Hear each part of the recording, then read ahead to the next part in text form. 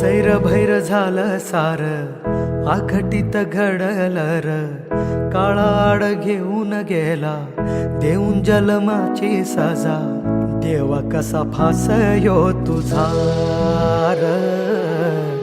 देवा कसा फासयो तुझा